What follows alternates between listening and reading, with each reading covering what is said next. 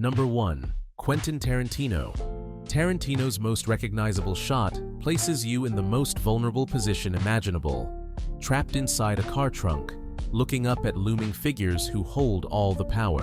This upward angle from confined spaces creates an immediate power imbalance that makes viewers feel like prey. What makes this shot brilliant isn't just the perspective, it's how Tarantino uses it to flip expectations.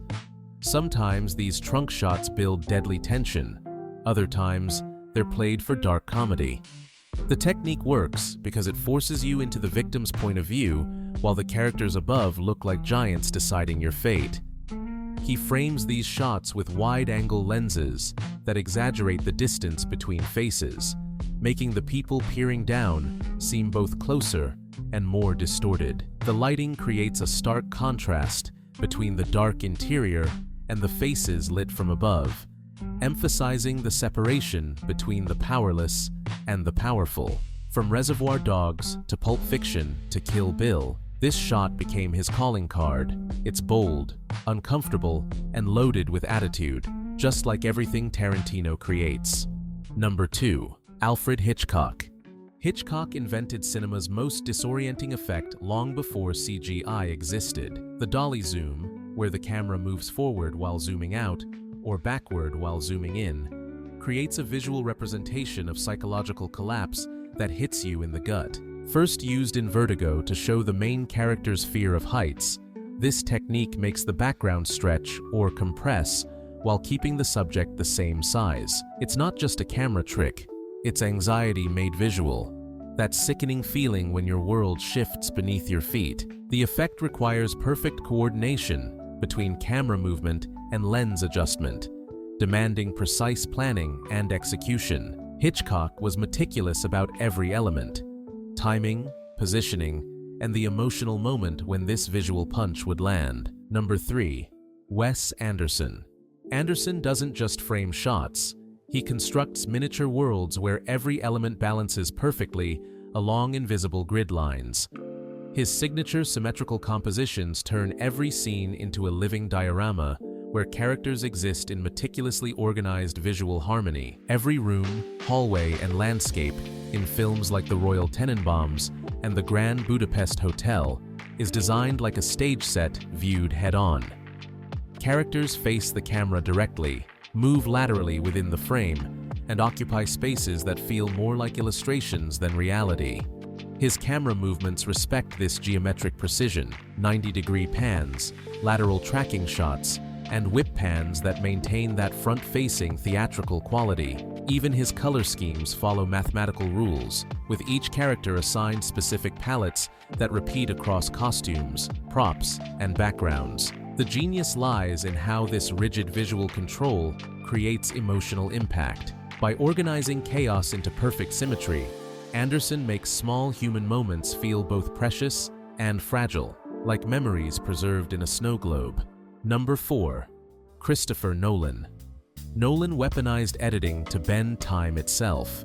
His signature cross-cutting technique doesn't just show multiple events happening simultaneously, it layers different timelines with different pacing to create momentum that defies linear storytelling. In Inception, he cuts between dream levels operating at different speeds, building tension across multiple realities at once. Dunkirk takes this further, weaving together land, sea, and air storylines spanning different time periods, 1 week, 1 day, 1 hour, but editing them to feel simultaneous. The brilliance is in the rhythm. Nolan doesn't cut based on chronology, but on emotional beats and musical tempo, often working with composers like Hans Zimmer to create audio-visual symphonies. Each timeline has its own pace, but they converge at precisely calculated moments for maximum impact. Number 5. David Fincher. Fincher perfected camera movements that shouldn't exist in reality. His signature digital tracking shots glide through spaces no physical camera could navigate, through coffee pot handles, down stairwells, inside building wiring, all seamlessly blended with live action. In Panic Room and Fight Club, these impossible movements maintain perfect visual control while creating supernatural smoothness. Unlike handheld chaos, Fincher's camera moves with surgical precision, every frame calculated and deliberate. His technical approach involves shooting at higher frame rates for stabilization and using longer lenses to compress space mathematically. The result feels both hyper-real and slightly detached, as if viewed through the eyes of an analytical machine. The cold color palette, greens, blues, grays, reinforces this controlled aesthetic. Fincher's visual style mirrors the psychological precision of his stories, making viewers feel like observers trapped inside meticulously crafted psychological experiments. Number 6. Spike Lee. Lee's double dolly shot creates one of cinema's most unsettling effects.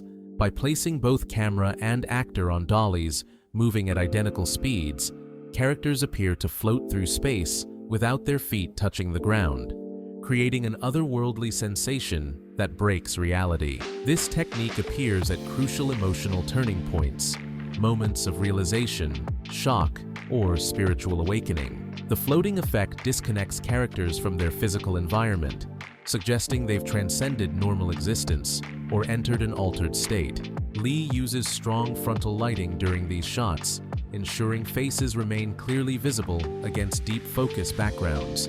The contrast between the characters' stillness and the moving world behind them creates hypnotic visual poetry that stops narrative time. From Malcolm X to 25th Hour, this shot signals that something fundamental has changed in the characters' understanding of their world. It's Lee's way of saying, "Pay attention, this moment will change everything." Number 7.